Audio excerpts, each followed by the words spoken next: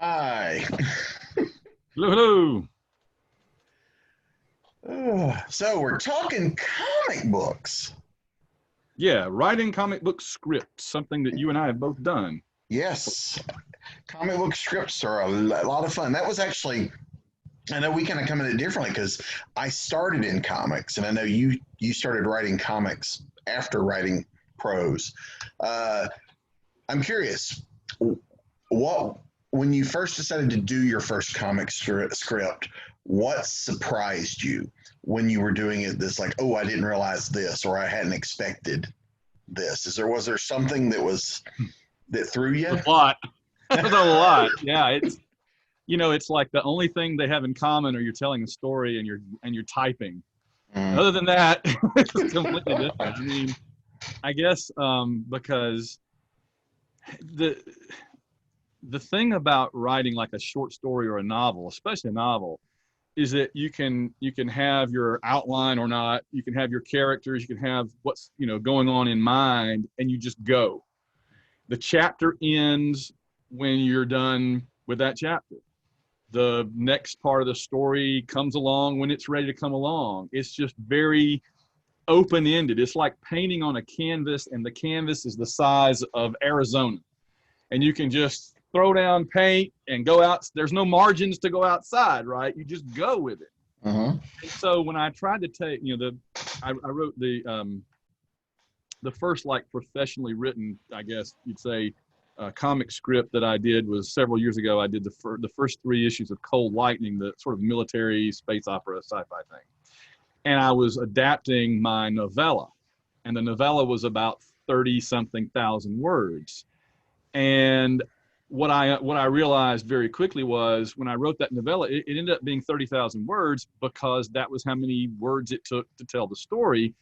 But in a comic, not only do you have a finite number of pages to get everything into, you also have to fit the individual sections into individual issues, like 22 Mm-hmm. pages or whatever. You don't want to just like in the middle of a scene randomly have the last page and then have to start back in the middle of the conversation, right? So you have to fit the story not only within the overall number of issues you're doing, you also have to fit the beats of the story within the individual issues and page numbers, and you have to fit the scenes themselves within the panel structure of a page. And it's like and it's hard enough to do that. You're having to be so controlled. Like I say, it's the complete opposite of writing a novel or a novella or a short story, because you're having to be so controlled. You're having to be so focused on the structure as opposed to what you're trying to say, right? I mean, Mm-hmm. when we write novels, all we have to think about is the characters and the story, right? Just Right. go. But you're having to have half your brain thinking characters and stories and the other half of your brain thinking and get it in 5 panels, get it in 6. Oh, that's too many panels. The Mm-hmm. artist will, the letters are going to fill up you have to be very economical with the words, with the dialogue. It's just, there's so much thinking about structure Yeah. that we take for granted when we read a comic book. But my gosh, how much thought had to go in. And you have to think things like, this is the other thing that's hard for me. You're more of an artist, Bobby, so your brain probably thinks this way more. But not only that, when you're writing a script, you have to think like an artist, Mm-hmm. right? You have to think, how will an artist want to show this? What would be the most effective way for them to try, in my opinion, show it? And you have to visualize it way more than you do just writing. So is that, Yeah. has that been your experience too? Absolutely, because when you're writing a short story or a novel, you're writing full scenes. When you're writing comics, you're taking a snapshot of the scene Yeah. panel, and so when you write comics, yeah, you have to already be thinking about things like what's on what page, because when you're reading a novel, yes, you can see 2 pages as you're reading it, but nobody ever reads the right page before they read the left. With Right. a comic, you see that art, whether you're reading it or not. So you also have to plan things like your page turn reveals. If you want the equivalent of a monster jumping out of the woods, that needs to be on an odd numbered page.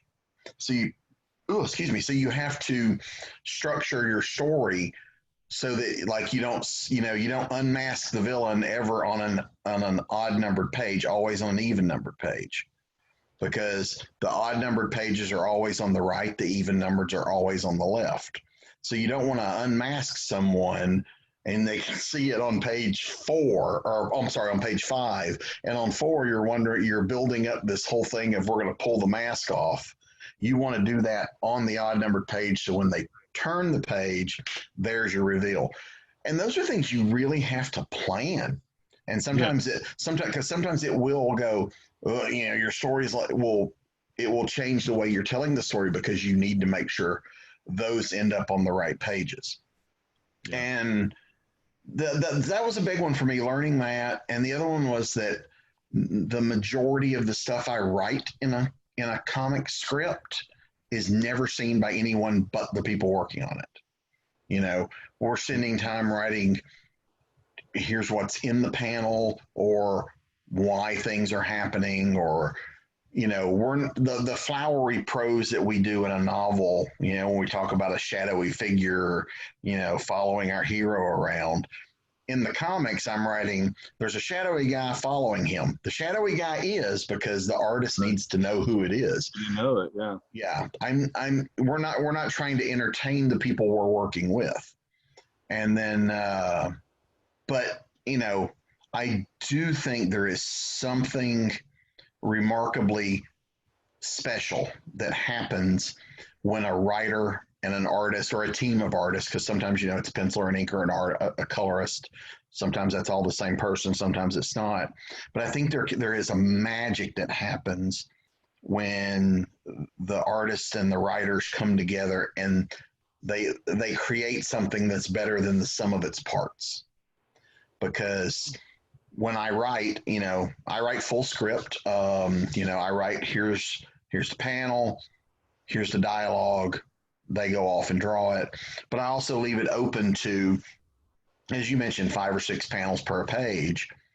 Sometimes the artist will come back and go, this would work better with 7 panels. And 99.9% of the time, I'm like, absolutely, do it, and we'll adjust the dialogue if we need to. Or sometimes you get the art back and the art gets across what you're trying to say. You can cut dialogue.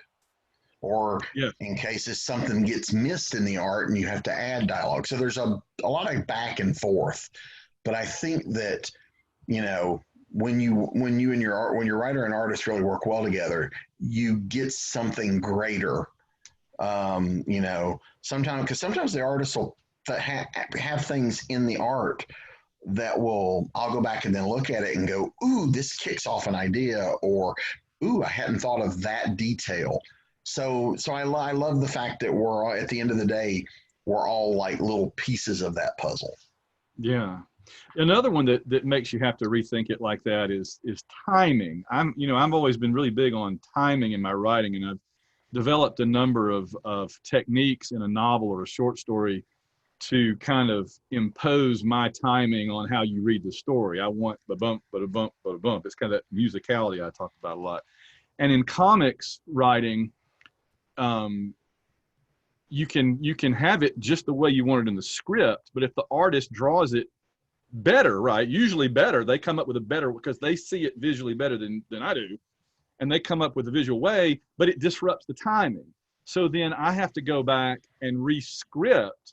I'm not substantively changing the story, but I want the but a bump, but a bump, but a bump, but a bump of the panel to flow better. Like I might have had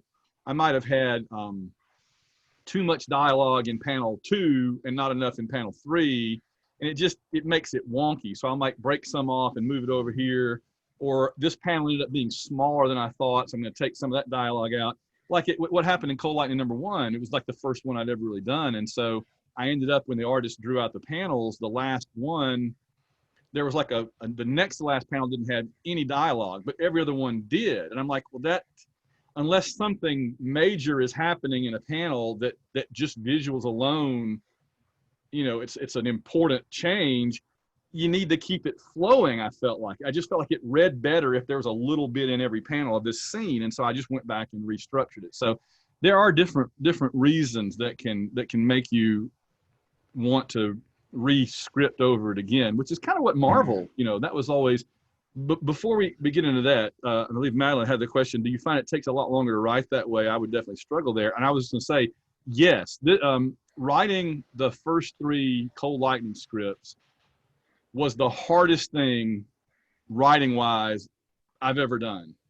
I mean, I've written, 120,000 word novels, several of them, and that was not as hard.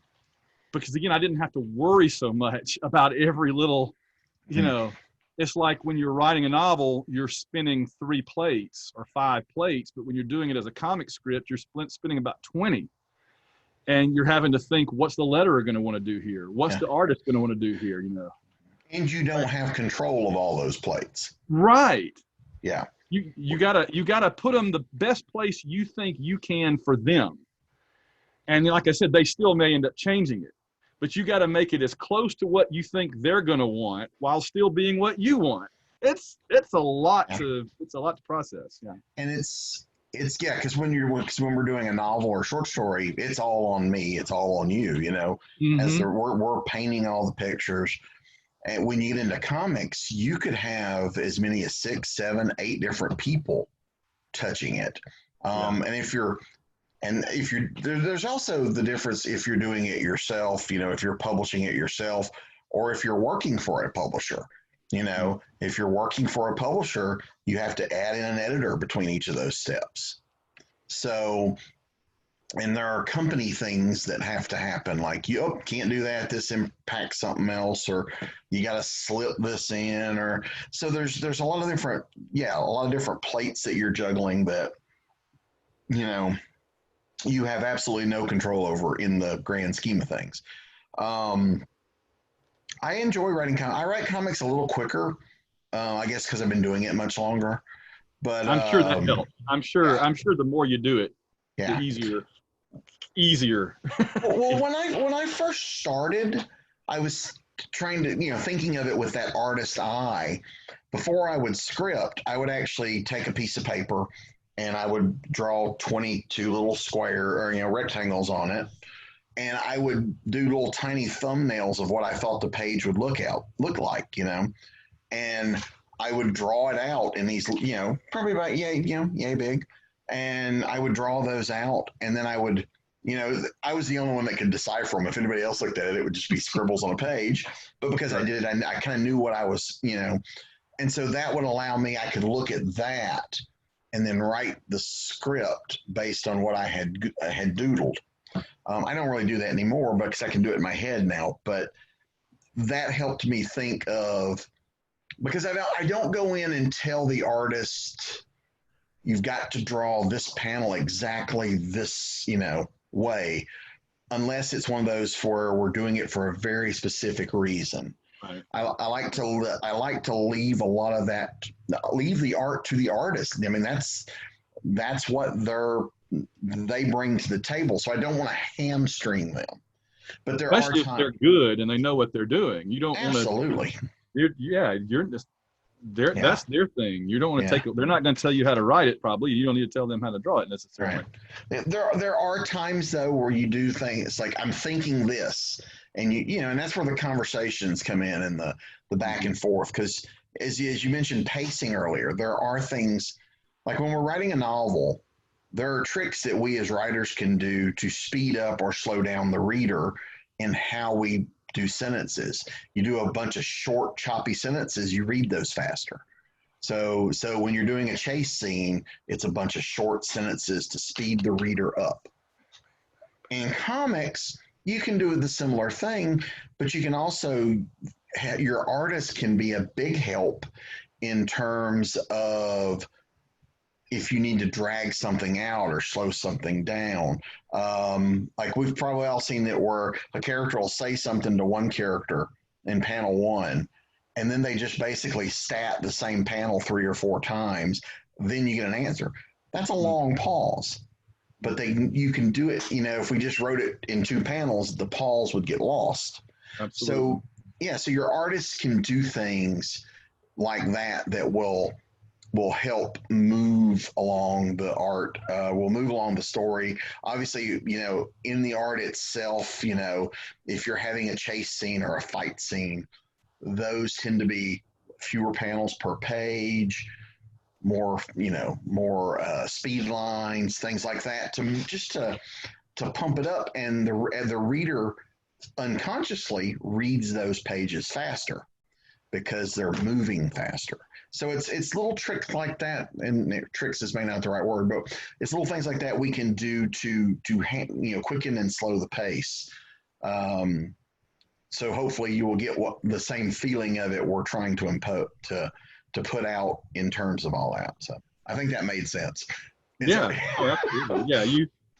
Yeah. One of the things as a writer that you try to do is, just like a director of a movie, you want to control the flow of the story. And some people are just going to blow through it real fast and let's just look at the art. To which we go, all that work, man. But we're used to the artist always getting the attention, right? I mean, that's just how it goes. So that's cool. Madeline does ask us, I know I love reading the scripts at the back of a comic. It's so amazing to see just how much has to be scaled down in order to fit within the panels. Yeah, I mean, and also you go through, like, again, adapting Cold Lightning, I was having to go through and think what works visually and what doesn't. And like, if there's a 5-page conversation, do I want 5 pages of conversation in the comic book, or can I distill that down to a page that gets the point across, but doesn't have 5 pages of talking heads just standing there, blah, blah, blah, blah, blah, blah. In a novel, you're caught up in the conversation and you just turn the pages, hopefully. But in a comic, it's so much more visual that you don't, you have to think, like I said, you have to think, what are you trying to do as a writer? But you have to think, what does the artist want to do with this? And you have to think, what does how is the reader going to react to this? There's so many different perspectives that you have to keep in mind. And we are just the beginning of that process, right? We're the ones that are first kind of setting the mold for how that's going to go. They can change it and tweak it, but we have to think from the very beginning. And I like your little your thumbnails. I kind of do that. I know that Mike Barron has said that he did that. He would write Nexus as little postage stamp squares and give it to Steve Rude, and Rude would be like, I can't, what the heck is all this? And then just draw, it was amazing. But yeah, I kind of sketch it. I do that mainly when I'm thinking, now, how is this going to look? And how would I want it to look? And what's interesting, Wendell Cavalcanti, that's been doing the art for Cold Lightning, is so good that I'll imagine in my head, I'll just rack my brains to think of the best visual layout I could possibly imagine for this scene. And when I have it, I'm like, okay, that is how it would you couldn't do a better visual layout for this scene than what I'm thinking right now, because I spent half an hour working over it, thinking of it. Now I'm going to type the script up, and then he'll send the page back. It doesn't really look what I described, but it looks so much better. So you have to keep in mind that the artist, if they're good, right, they're going to come up with a better visual way than you are. Certainly than me. Maybe not you. Again, you're more an artist than anybody. But I know going in that what I'm writing is not the A+ version of how it's going to be, but it's trying to lead the artist to the A+. Yeah, and the artist will add things that add a depth to it. I mean, and it can be just little things that aren't part of the major narrative. That, like a lot of the character development can come through the art if you're in a character's apartment, by how the apartment is, decorated, the type of clothes they wear, things like that, or their fighting style, their movements, making sure that if they're right-handed, they use their right hand for things. These are important things that the artist, really takes control of. And you can, and I've worked with Wendell before as well, and he is absolutely fantastic and at that. And he also brings a sensibility too from where he lives, as he doesn't live in the United States as we do. And and so sometimes I did have one experience where we did have a language barrier, and this is something that it's a funny story, so I don't think he'll feel bad about me saying it, but there's the language barrier sometimes when we do things like little sayings or when we describe things a certain way. I wrote a scene where the character is sitting behind the wheel of the car on the phone. Now, here in America, that means he's sitting behind the steering wheel in the front seat, in the car. When I get the art back, the guy's sitting on the sidewalk with his back leaned against the wheel of the car because the sitting behind the wheel does not mean the same thing in Brazil that it means here. Oh man! So, and it was probably just the most gorgeous scene ever of somebody sitting up against the wheel of a car, and you're like, yeah, no, we kept it. It worked. It fit. It still worked. It didn't, because he was looking at a house and he was going to go in, so it still worked. We kept it. It was beautiful, but it was one of those things. It's like, oh yeah, I've got to remember not to use things not to use terms. Like I remember a panel at a convention once where I want to say it was Peter David, I could be wrong, had mentioned that he was bad about using movie terms like dolly shot and camera shot in his script. Right. And he used one, it was for a space scene, like page 1, it was a space scene. And he wrote helicopter shot because he wanted to be above it and come down. And he says they get the art and there's a beautiful space scene with a helicopter shooting the panel. And they had to cut the helicopter out, obviously. But it's because it was not something they understood why, but they did what was in the script. So you have to kind of be careful how you phrase things. Remember that everyone doesn't have the same experience as you have. So when you write certain things, but I try to look at it as a team effort. Whenever I work with an artist, because sometimes you work with artists you don't know. Sometimes up front who you're working with, and a lot of times with me working for other publishers, I don't. And so I write differently. Like if using Wendell as an example, if I'm working with Wendell on something when I'm writing it and I know he's the artist, I would write it because I already know what he can do. So I would write it one way. If I'm writing it where I don't know who's going to be the artist, I may put more information in the script just because I don't know, and then we can, but I always try to reach out to them at the beginning of it and go, you have questions, ask, if there are questions, if you can think of some way we can do the layout better, or if something doesn't make sense or whatever. I mean, we are a team. Let's talk about this. And I think sometimes that has led to things happening better in our books than they might have happened if they'd have just drawn exactly how I wrote it. So I love that collaboration. And you're right, the same thing with me. The art never comes back looking like I imagined it, but it always comes back looking awesome. So yeah, exactly. And it's usually so good you hate to ask them to change anything. Fortunately, I haven't really had to. I wanted to couple of things about process that we haven't talked about, but I was going to tell you one tool that I like to use. I want to see what you think about this. And this may just, well, you and I both come from as writing as much prose or more as comics. I write a lot more prose than comics. Me too. And so I'm having to find ways to shorten and tighten up stories. I said before, with prose, you can just go pretty much. And so one tool that I've found I've used in everything almost so far is flashbacks. Rather than just starting at point A and just grinding out the story page after page in comics, what I've found, I've done it in everything so far pretty much, is you start in the action, establish the characters and the action, what's going on here. And then when you reach a critical moment there, you then go back and say, and here's how they got there. And here's that not as exciting stuff that the reader still needs to know, but stuff that a reader would rather run into on page 7 than on page 1. It's kind of like when you watch a TV show or a movie, the first 2 minutes is a big action scene and something bad happens. And then then they cut and it goes 12 hours earlier. Exactly. Yeah. Like for example, I'm trying to do a script for Vegas Heist as a comic.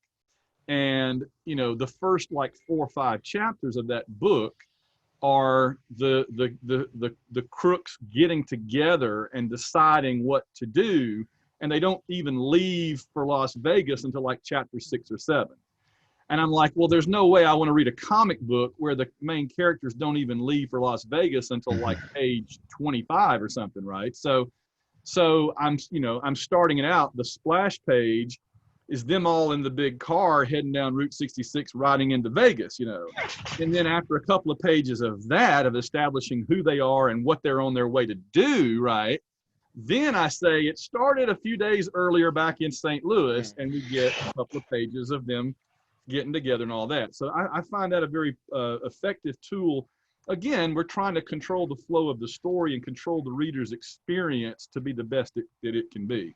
Yeah, because I have adapted. I did a Edgar Rice Burroughs novel with James Chase. We did At the Earth's Core, and in doing the script for that, I tried to use as much of Burroughs' dialogue as possible. But there's a lot of shorthand that we had to do. Like there's a scene in the novel where they're walking for like days and days. I think it's 40 days, 30 days. Yeah, that's what we got that in 2 panels. Let's say there's 40 pages of comic I don't want to read. Yeah. It's like in the old days when Superman goes, I've got to go to Mars. So on panel 1, he goes, I got to go to Mars. On panel 2, he goes up, up and away. On panel 3, he arrives at Mars. There's, whereas in a novel, that might have been a couple of chapters, depending on what there is to say about it. Yeah. Right. So it's not that it's not important stuff that we're cutting. It's just the story can survive without seeing him fly to Mars, and so it's kind of that way. You have to pick and choose what you excise, and some things you can still tell a cohesive story without talking about them walking through the desert for 40 days. So I think we talked about adapting. Madeline says the curtain falls and time passes. Exactly. Meanwhile, I said some indeterminate amount of time later, comma, and then you ... I'm sorry, comma, ... But yeah, we talked about adapting, and but I mean, I guess the one thing I haven't really done yet is sit down with a blank page and write a comic book script with nothing pre-existing. Okay, that day is coming, I'm sure. So you've probably done that, right? I have, yes. Okay, so how does that differ? What is it like to have to think of literally everything as you're writing the script, not just how am I going to fit it? Mm-hmm. For me, everything starts with character. So as long as I know my character, I can fake a lot of things. I mean, generally, you have an idea. You have an idea of plot and all that, but where to start and all that. One of the things I love about writing comics that I don't really do in my prose. Prose, I tend to write all third person. With this omniscient narrator or whatever. When I do comics, in addition to dialogue, I love using the caption boxes as a narration tool. To where, if I'm writing a snow novel, or one of my snow books is a comic, Snow would be the guy talking in the narration boxes. So while things are going on, I might have him commenting on things. We walked into, they walk into a room and a guy points a gun at him. I might, whereas Snow's just like, okay, hands up. I might have him say something in a narration box about, oh crap, not again, or that's where it's a little more snarky, or it's his interior thoughts as opposed to stopping the action for thought balloons all the time. It's almost like he's telling this story after it happened. Let me show you one. Sure. I'm sorry. No, go ahead. I was going to show you an example of kind of what we're talking about. Since we have the technology to do this, I have my Pulsar one-shot script up. And let me see if I can pull this off. Since we have the technology, we might as well try it, right? Here, let's see if I can make this work. Okay, so if you guys can see this, this is page, you can see it? I can. Okay, so here's one way you can use captions. This is page 4, and I have a description of the artist. And then this is two people this is a 2-panel page. So it's just like half of a page and then the other half of a page, okay? And one half, they're on a double date. It's Pulsar and her blind date on a double date. So one half of the page, you have her and her thoughts. And on the other half of the page, you have him and his thoughts simultaneously. So that there's no dialogue, and we don't really use thought balloons anymore. They're kind of passe. So instead of thought balloons, you can use the captions. I've captioned Lynn thinking, I can't believe Grandma put me up to this. Doesn't she know I'm a celebrity now? I hang out with Ultra. I fight the warlord. Do I really need to go on blind dates with this guy? And on the other side of the page, the captions are him saying, thanks a bunch, Mom. Go out with her. Never mind, she's a physics major, and we'll talk about super colliders and blah, blah. So here we are, the most boring night of my life. And I was like, so in other words, it's just a way of click the right button. But you actually can you put that back up? Can you put it back up for a second? When we're looking at this, also too, for people that are looking at this, there are a few things that Van has done in that script that are there for a reason. Like when you're looking at this, you'll notice that there are numbers next to each caption, 1, 2, 3, 4, 5. Those are for when you get the art back. As a writer, you get to go in there and put caption 1 here. You know, that way it's also good if we have a problem with page 4, caption 3, we know exactly which one we're talking about. Also, you can see on here that Van has capitalized some words. That means that those are bold. Those are the bold words that the letterer will know to make a little thicker in the word balloon, so they will stand out. And those are, that's also a good way of emphasizing words or letting people know this is important, or this is, inflection of, if an actor was saying it, they would say it with a little more inflection here. And so, Bobby, it's another way that we can control their experience when they read it. Absolutely. It tells the reader what to, I can't believe Grandma put me up to this. Doesn't she know I'm kind of a celebrity now? See, we're control freaks. Yeah. It's one more way we can control. Yeah. And all the stuff that's in like the panel descriptions, that's really what we're writing most of are work instructions basically for the artist. This is what we're thinking. This is what we're looking at, or we're thinking this, et cetera, et cetera.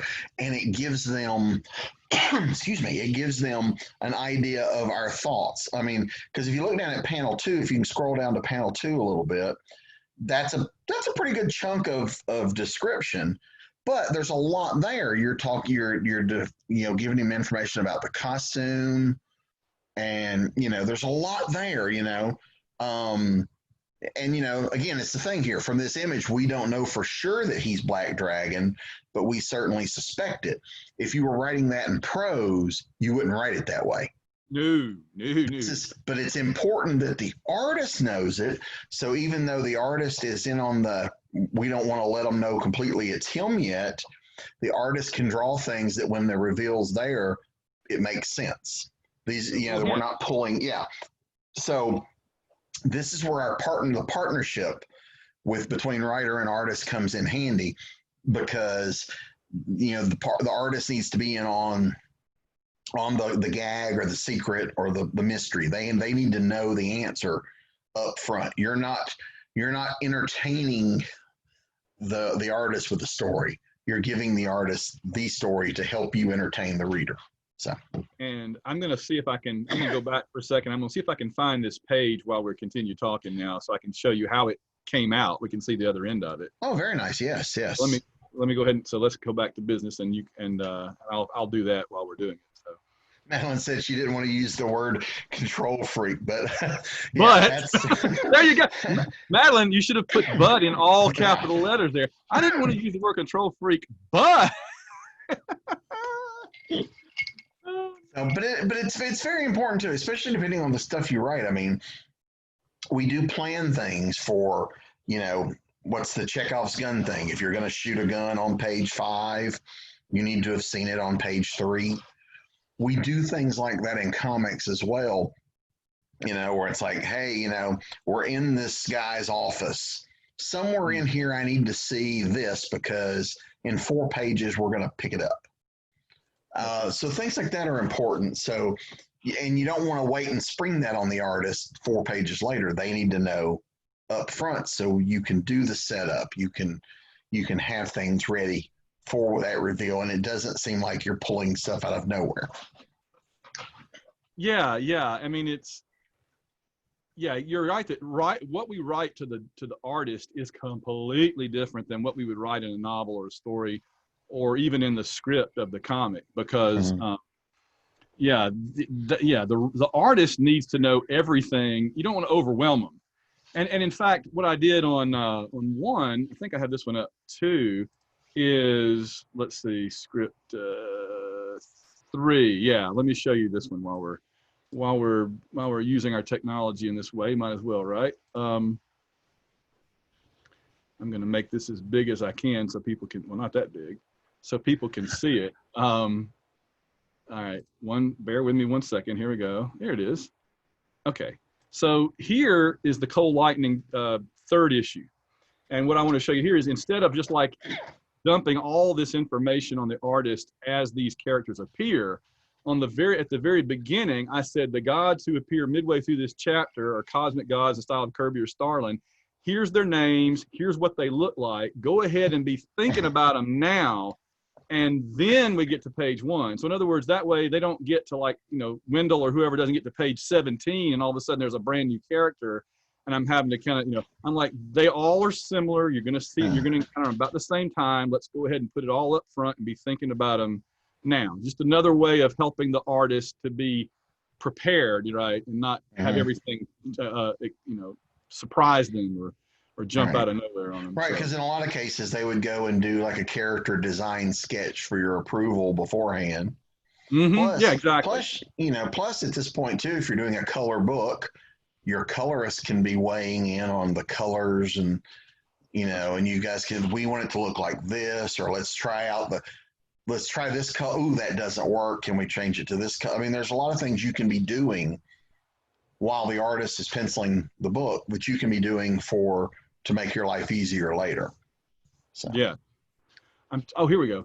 I found them. All right. I was having a hard time finding. Here's that page, and I'm going to flip that. Hope Madeline's not mad at me for doing all this juggling here. There you go. So hopefully you can see the drawing now. It's about as big as I can make it. But there's that split page we were just talking about. See?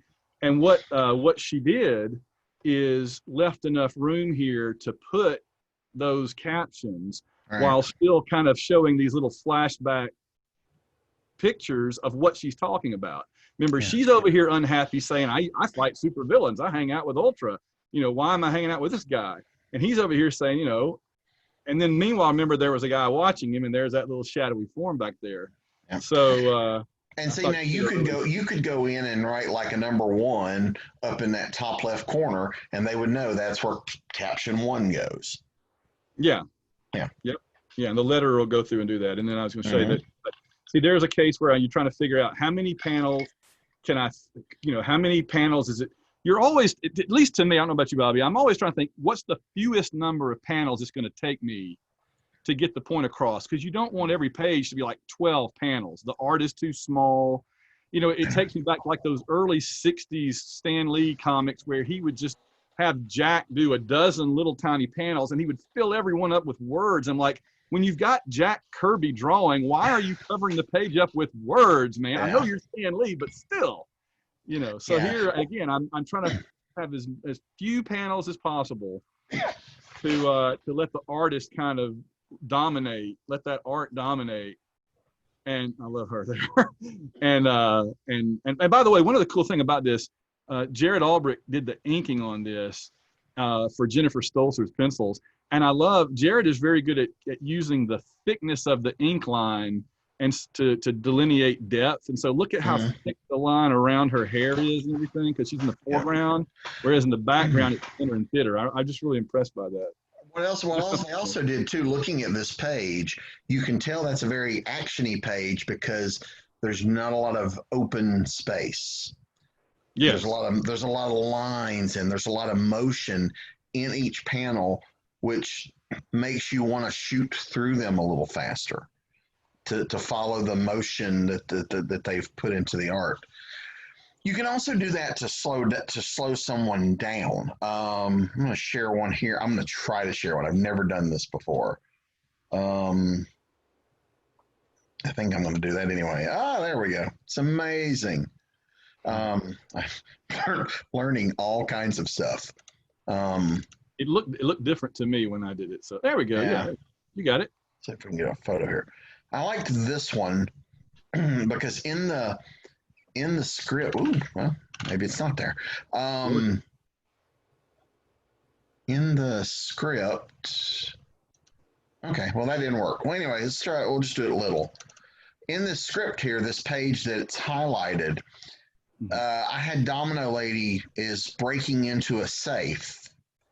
And we actually, to slow that down because there's going to be action on the very next page, we slowed it down to having her close-ups of her moving, just rolling the tumbler, as you can see, multiple, just to slow it down because we knew that we were about to go into a big action scene.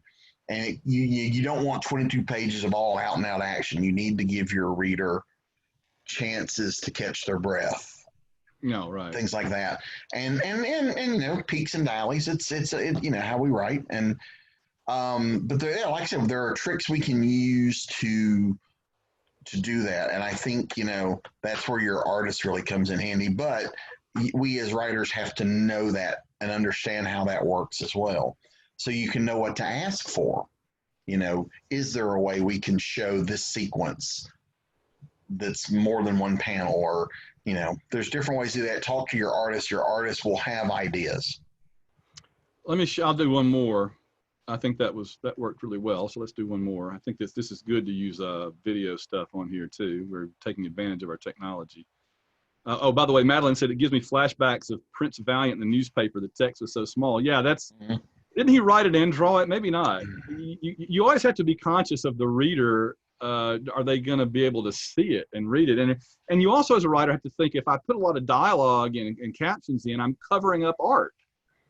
There's only so much the artist can do to leave you space. Eventually, the artist is like, like if this is the panel, the character's like this, and it's all words up here. So you gotta be conscious that if you want the panel to look like this and just have a few words maybe here, you don't want the That's also why I try to write full script, because I'll have an idea of what I'm thinking. So the artist can go, oh, this is a big panel for talking, and, they'll know that and they can see it and leave the room, leave the room for the dialogue. I think also doing full scripts is good in terms of the artist being able to give the characters the right expression or mouth movements. If I'm writing a scene where people are just talking, but we get the art and they're screaming, the dialogue and the art might not match up. So you try to let them know all of that up front of kind of how they're talking or whatever. And here's the I was going to show. We talked about Wendell. Let's give you a nice look at. This is the biggest I can make it too, like you were saying. But you can see here's a really action-packed page that Wendell penciled. Just gorgeous. It's kind of hard to see down here in the black. He's got a guy in the shadows looking. Yeah. But see, this is gonna. Let me go back one. See, you've got talking and action and shooting and everything. This is like the first 4 or 5 pages. And then he's like, man, how did it come to this? How did we get in this situation? Well, boom, flashback, 12 hours earlier on the so-and-so planet. And here they are dueling, sparring. And he's like, I have a mission for you. And they have a conversation, but you don't want this conversation, even though chronologically it comes first, right? You don't want this to be the first 2 or 3 pages of the story.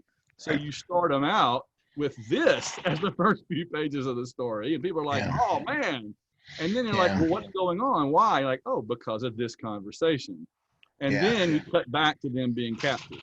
So yeah, kind of that in media res, beginning, and drop them right into the action. You can always catch them up later, Yeah. So because comics, for the most part, tend to be a very not only a visual medium, but they are very action oriented in most cases.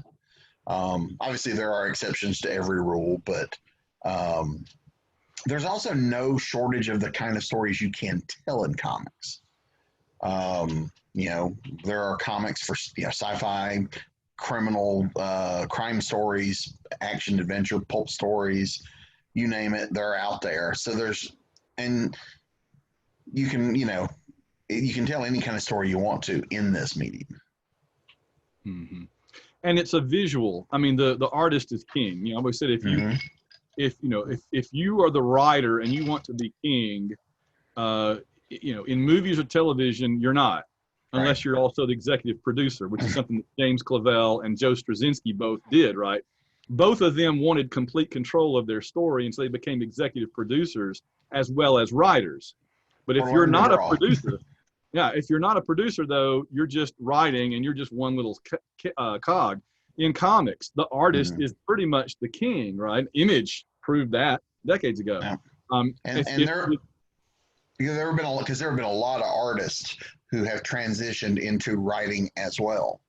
I mean, the 80s brought us some great comics because they let artists, write some stories. That's how we ended up with things like Walt Simonson's Thor, or Frank Miller, John Byrne on Fantastic Four, Frank Miller on Daredevil. It's because they allowed these artists to write a story and tell the story they wanted to tell. Jim Starlin, there's so many. Yeah. Right. I always say, if you want to be, if you're a writer and you want to be king, you need to write novels or short stories where there is nobody competing with you. You are the whole show, right? Mm-hmm. Otherwise, you're in somewhat of a competition with your supporting cast, or you are the supporting cast. Well, what have we not covered in our last few minutes here? I want to make sure we get everything that folks want to know. We've talked about process. We've talked about what it's like. What have we not, Madeline, have we got anything else out there that you want to throw out that we haven't, I feel like we've shown some examples. Well, certainly, I mean, in today's market, I guess we could talk about the options that are open to you if you want to create comics. For sure. Because, just like any other form of publishing, we now have the added benefits of print on demand or digital comics, to where you don't have to go through a publisher. You can be your own publisher. Those are certainly options. There are people that have had quite successful careers doing their own books. In some cases, giving them away for free and then selling collections later. And that could be comic strips, comic books, etc. A good example was that, remember the Diary of the Wimpy Kid was a online comic strip that ran free. I think he did a daily strip free. When he got enough, he would collect them in a book. He would sell the book. People who were fans of the free stuff would buy the books. And then eventually, I want to say Disney, but it could have been another publisher, production company, picked it up. Now it's a worldwide thing. And, so there are options of getting your work in front of people. That does not mean you have to, be in the slush pile at Marvel and DC, those are certainly viable options as well, but there are many different options. Maybe you'd like to tell them how you do Cold Lightning and the Sentinels comics, why you chose that direction. And Madeline said, this has been so informative and honestly sounds like a labor of love. And I think that's absolutely for sure. I mean, we wouldn't do all this and torture ourselves if we didn't love it. I mean, I grew up reading comics, reading Marvel and other stuff. Even before that, I was reading Richie Rich and Uncle Scrooge and that kind of stuff, and the Huey, Dewey, and Louie and all. And it was always just such a powerful medium, to me that you can tell stories in a different way than just in prose. And I do like the collaborative process. I enjoy getting art back that is my characters and my story, but now it's become ours. It's got more. It's a collaboration now, and that's just so cool. It is, yeah. What we're doing with ours in terms of getting out to the public, they're all kind of stuck right now because there's always, when you're doing a collaboration with multiple people, there's always going to be one person that's got issues going on that others don't, and it slows the process down. And so we're about 6 or 7 pages away from finishing the pencils on Cold Lightning, the whole thing. The inker is about a page behind that, Jared, and the colorist is about an issue behind that, and so forth. And so it's all, everything is at different stages. But once it's all done, we're going to take it to Image. And if they don't want it, then we'll take it to we'll work our way down until we find somebody, that wants it. And if nobody ever wants it, it seems crazy to me because I think it's fantastic. And I'm only one part of it, but I think the whole thing is fantastic. Then maybe we'll do Kickstarter and do something like that and put it out through Kablam or something. Pulsar's one-shot comic. It's, on the other hand, it's just a one-shot deal to get a Sentinel story out there in comic book form, and so it's probably going to go straight to Kickstarter or something similar where people can jump on and support it from the beginning. So are we out? I don't know what the time frame is. It's 1:55 where I am, and 1:56, and so maybe we should wrap up.